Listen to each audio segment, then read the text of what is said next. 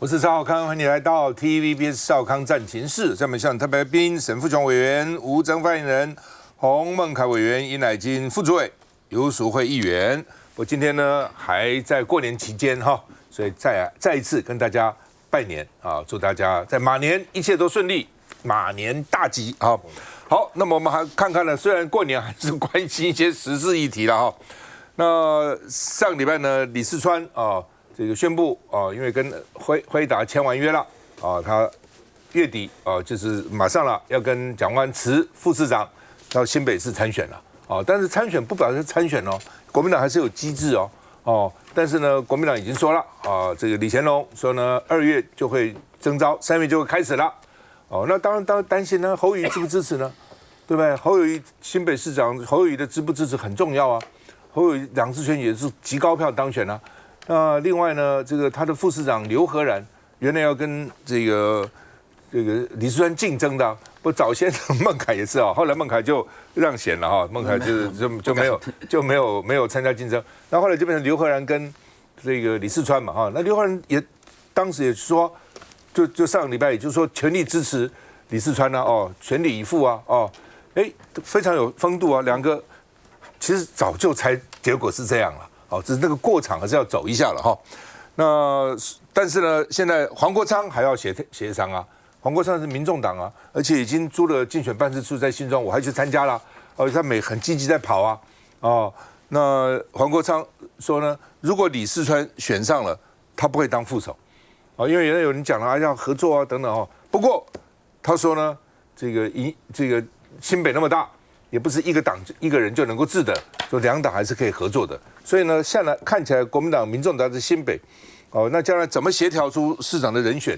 然后以后呢，两个党能不能在选举的时候能够合作，甚至包括议员要怎么分配呢？要怎么选呢？那李四川如果选上了以后呢，那市政的工作，那有没有民众党的参与呢？这都是大家关切的话题。我们看一下。我们会全力支持李四川，也感谢刘和然市长在这段时间的勇于承担跟勇气。我们全力团队合作，一起拼市政，让市民朋友能够有感。更重要的，未来也让市民朋友的期待会更高、更好，让新北市发展更棒。如果假设是川博出现的话，我不会担任副市长。老沈怎么看？主持人，我们拜个晚年那因为新春要有新气象，那我这么长的这个假期没事干，我就重新再检讨。以我这个年纪以我们的这个有剩的余年，每天几次，尤其是你是每天一次，都浪费在这个节目上。那有些人讲的话其实是不值一谈的比如说杨琼英，等一下我就要特别批判杨琼英，像杨琼英的主张，还有他最近的做法，是5年、10年、20年以后，请问杨琼英还记得这回事吗？恐怕他都忘掉了。所以很多小事，我们占了我们全国人民每天晚上2个小时的时间，在这里看起来我们至少好像在指点江山，其实不是，其实是在虚耗大家的时间。所以呢，我觉得我有一点要洗心革面，就是要想就想远，要看就要看大。想要重新做人，新年新希望，重新做人，变成一个更好的人。不然这样好像听起来我以前不是，我一直都是这样。但是更下坚定的决心，就是说你不能动摇。像这个新北市的情境你好好想，刘和然是侯友宜的副市长，李四川是蒋万安的副市长，副市长对副市长多少听老板的话嘛。但是呢，我现在反而很同情，因为走到今天成这样的，我倒觉得很同情刘和然。你想想，刘和然难道不知道最后的结果会这样吗？但是他还是要演明知会这样，而且要去演，跟这个结果有一点虚费力气的东西这令人敬佩。而且他演的让大家心理焦虑。这就成功了，对不对？如果他演得很假，大家不把他看在眼里。他演得可以但是呢，这个令人佩服了，就说你演也演得像样。所以最后呢，刘和然跟李四川会变成这样，这意料中事。那今天那个黄国昌，我觉得黄国昌会变成什么样，我也晓得。那我现在其实也蛮佩服黄国昌，黄国昌也不得不这样演啊。他不这样演的话，他像个主席吗？对不对？他要带小鸡啊，他要看他这个小党的未来啊。那几个礼拜前，坊间有一个谣言，就黄国昌演的这个选的这么认真，他志不在这个，因为他是小他不会当选，他是志在哪个副市长？我说你小人。我就当面指责那个人的，我说你小人，你小人才有这种小人的心，这种想法，他怎么会呢？他如果只是为了个副市长，他不就不是黄国昌了，对不对？所以呢，我对新北这一局啊，从来没有悬念，没有忧虑，都没有，本来就应该这样。讲得很对了。你讲的都对，只是说你很少这样肯定我。没有，还是你以前都讲，不，你以前都讲，你讲的对，都没有讲很对。但是你前面讲的是错的，大过年什么大家第二当然现在过年，所以不好意思讲你不对了。今天可以轻松一点了，今天轻松一点。但是呢，你前面说虚度时光，什么对啊？什么浪费时间？很重要啊，你知道吗？我们遥远到北欧的人都在看赵先全世界很多人都在看这个节目，从南到北，从西到东。而且大家都很认真了，针对每天发生的事情呢。你说刘和然对不对？很认真明明知道结果，然后还很认真在谈，你佩服他。你说黄国昌也知道结果，还佩服他，有没有佩服我们呢？我们也是很认真在主持啊，很认真在发言啊，好不好？然后过年开玩笑，孟凯请教。原来你也想选的，后来为什么新北你不选？还是要讲，还跟大家讲一下。将来还是有，觉得你还年轻的，我也知道。下一次将来你还是有机会，但是这次为什么？原来是有赵先，我说实在话没有啦，是感谢媒体朋友那个时候把民调也把我放进去，因为那时候可能是2024年我担任的是我们全国最高票，可是自始至终票是关键，自始至终其实我们没有任何讲是说我们到底对2026年的想法，而我那时候其实只有讲一件事情，我说民调最高的我们全力支持。而看起来历次民调确实李世川都是一直是最高民调，代表是说，即便他是在台北市担任副市长，但是他过去这几年下来累积的做实事的形象，其实我觉得这就是现在选民希望看到的，是一个做实事的市长。所以这也是为什么到时候李世川可以出现。那不是说刘和然不好，刘和然其实他在副市长任内也是表现可圈可点，所以我才会讲嘛，就说感谢。肯定侯友宜过去8年的努力，那感谢刘和然的大气跟高度，那但是我们全力支持李世川，那我们也会觉得说一定后发先至啊，就是说之前大家焦虑，但是不要紧张，我们只要确定了，马上人手就出来。所以说，其实，在上个礼拜过年前的时候，大家可以看到，就说李世川一确定之后，其实刘和然、侯友宜发脸书，还有所有的议员、立委，大家全部都支持，这种团结的气氛骗不了人。我相信是绝对民众看在眼里，跟说民进党这个我们的竞争对手，你说他的台南市长出现或高雄市长出现的那个感觉，我相信是大家感觉是完全不同的。那我们讲说民众党他的想法，黄国昌当然有他的坚持，因为他们自己的政党的主体性也要他们生存发展。那我觉得说他会讲这个合作。我们一直都有一个共识，其实从他2月1号离开立法院前，其实在立法院我们多次见面的时候，我们那时候也应该看得出来有默契，就是2026年各县市只会推出一组人选，再也都推出一组人选。但是黄国昌他现在在新北，除了他要拼市长大会以外，他还有很重要的任务，议会要成立党团。那民众党现在在新北市议会只有1席嘛？如果说他可以在这一次掌握变成是3席以上有民众党团的话，他有可能会变成是议会的关键少数。到时候府会的沟通协调就变成民众党至关重要，所以我觉得这是民众党想的。那最后我们也说了，不会因此而放松，因为2026年绝对重中之重。新北市404万人口，那还有现在民进党府院党的中央资源，我们绝对不会放松。但是各县市只要用这样的一个好的模式出来，我相信在我们这次提名都可以迎刃而解。刘和然蛮可惜的，刘和然口才是不错的。他当兵的时候是三民主义巡回教官，这口才很辩奇啊。我听过他演讲，哇，这个很顺啊。但是可惜了啊，因为他侯友宜去选总统的时候，刘和然是代理新北市长，代理了好几个月，将近半年时间呢。理论上讲，那个时候是好好表现，对不对？哇，那个让人家耳目一新，可能又不太一样。我举一个最简单的例子，那时候说赖清德在万里那个房子有问题，记得吗？你是新北市代理市长，为什么不处理？不处理，可能又怕争议，但民进党又会骂他了。好，那不行了嘛？你是代理市长，在这个关键的时刻，既然大家都说那个房子是有问题的，为什么不处理呢？为什么侯友宜没有叫他处理？侯友宜是候选人嘛呀，候选人也不好意思，你是代理市长嘛，他怕得罪了你们这一队，你搞坏了会被你们骂。你代理市长，你就要自己判断啊，该处理处理，那是你表现的机会嘛，就是你不处理，所以给你一个很好的机会哦。代理市长是多好的机会哦，对不对？你不能给陈富雄1个月，他一定表现的这个哇虎虎生风，相不相信？对不对？但是呢，代理了半年，没有看到他特别突出的表现，我觉得蛮可惜的。否则的话，哇，你代理半年，代理1个月、2个月就可以干的很多事情都能够，甚至侯友宜没有干到的，我刘贺人都干到了。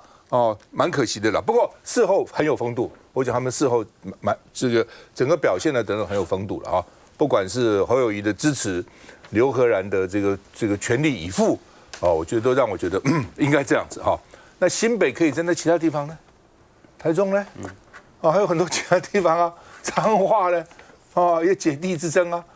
这是让人家看笑话的了。你选举很重要一点，至少不能让对手、让旁边、让其他选民在看笑话。你看笑话，你搞什么鬼啊？对不对？还没有赢，你们就是搞成这样子了。继续再回来。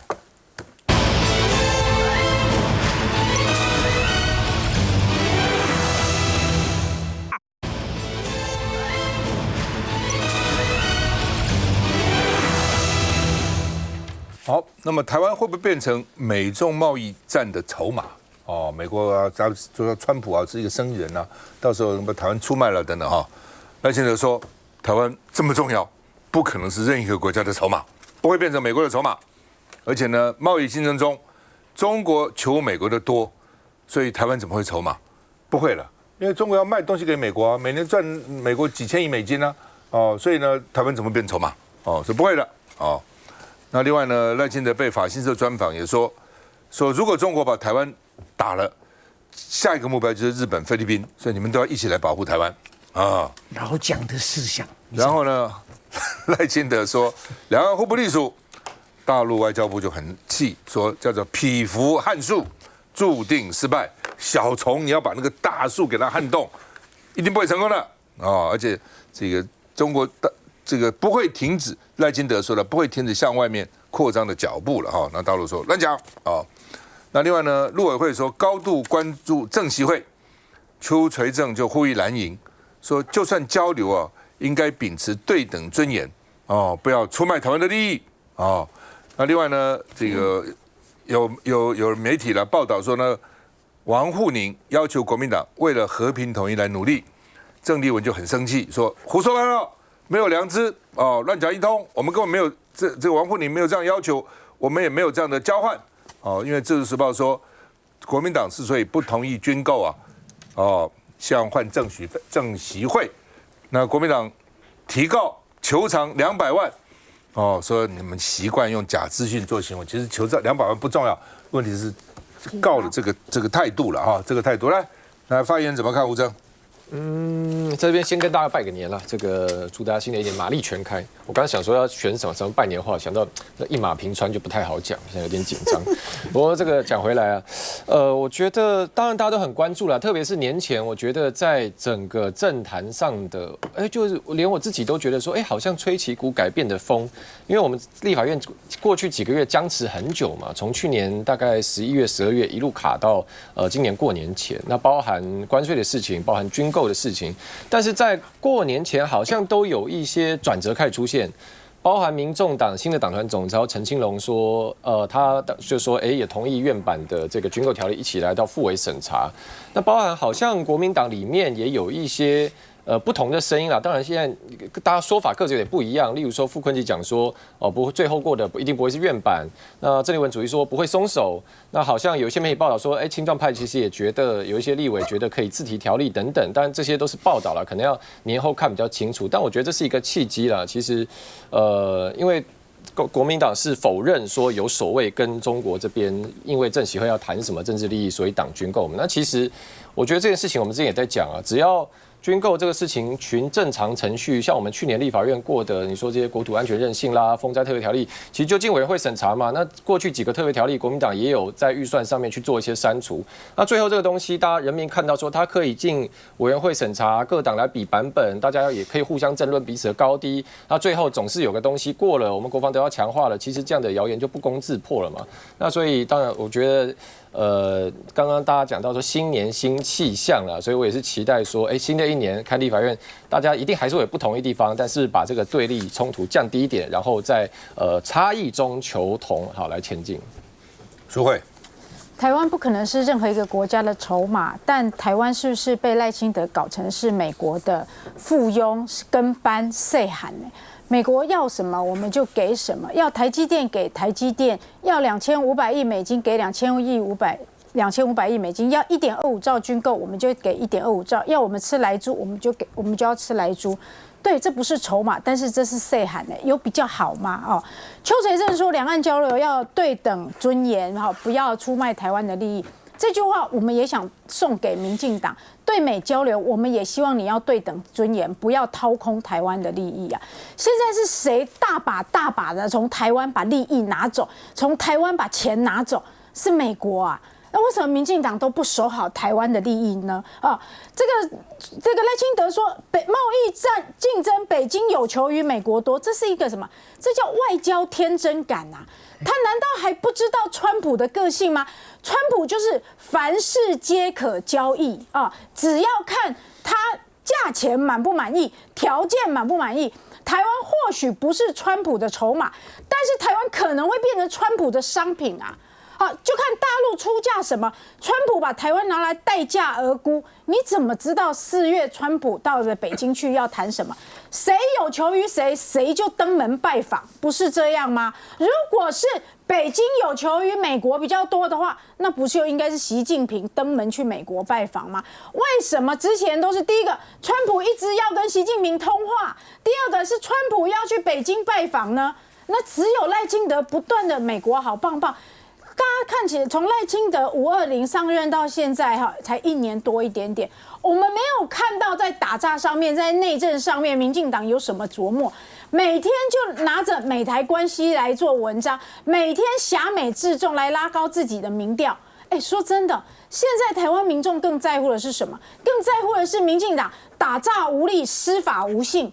民众对于司法的公信力已经荡然无存，对于打诈的这个力道已经完全没有期待了。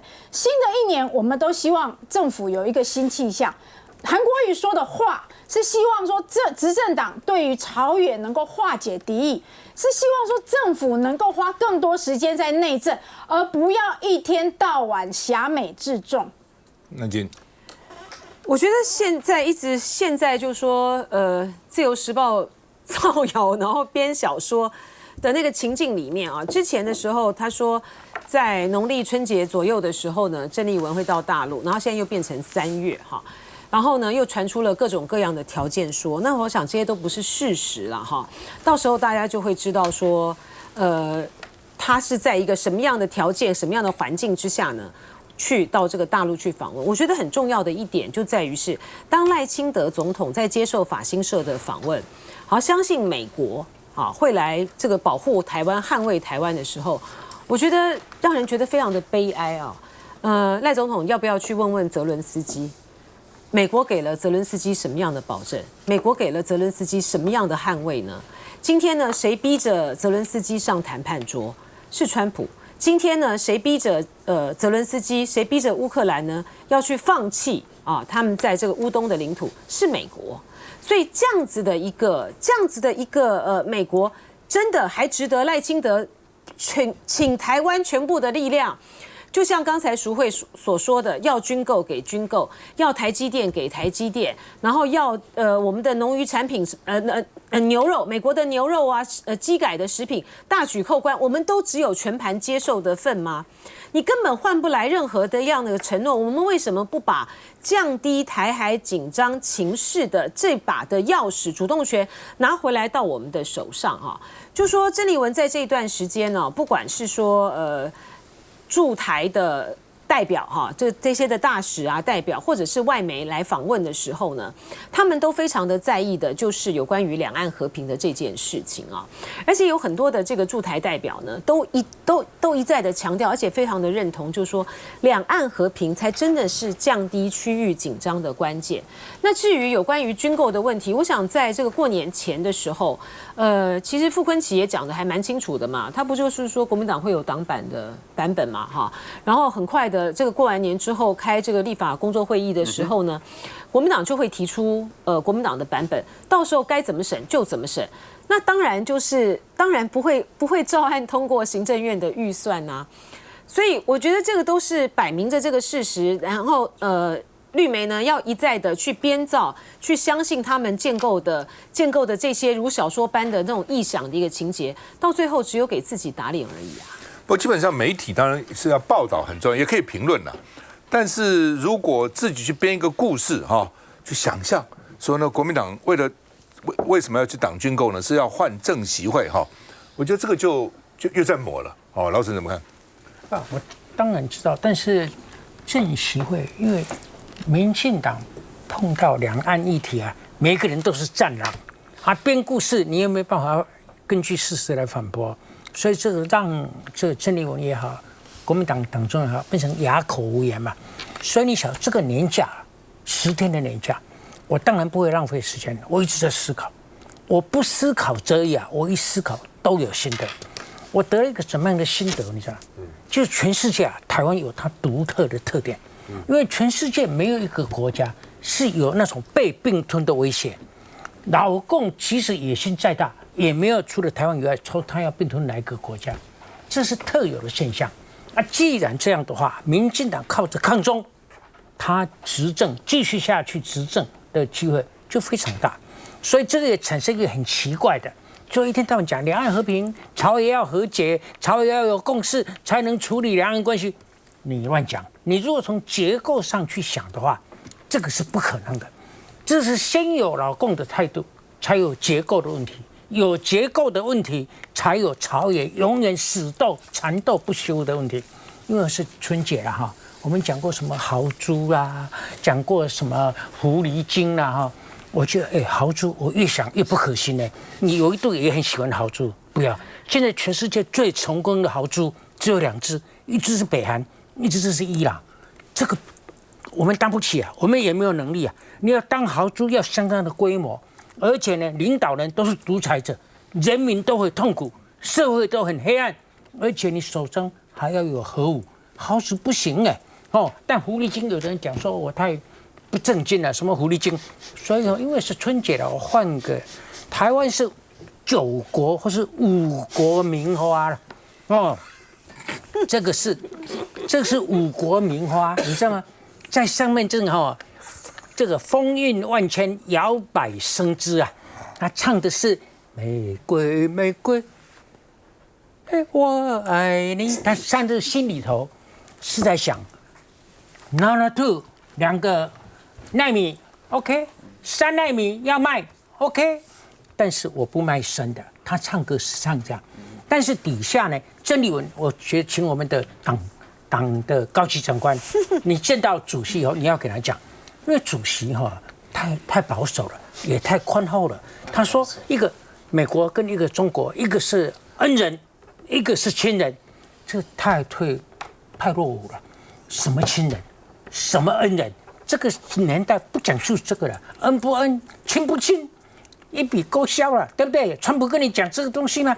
所以下面那个恩人跟那个亲人坐在这里，看这个5国名花唱歌啊，一个说他是我的，他是我的，那另外一个说，你看这个2个是流氓啊，你知道大流氓，你看我跟他打扮得很像啊，你看碧婷的白色西装，穿着你看戴着像样的白色礼帽草帽，口中含着雪茄，你看到没有？哦，不过老虎的尾巴还在。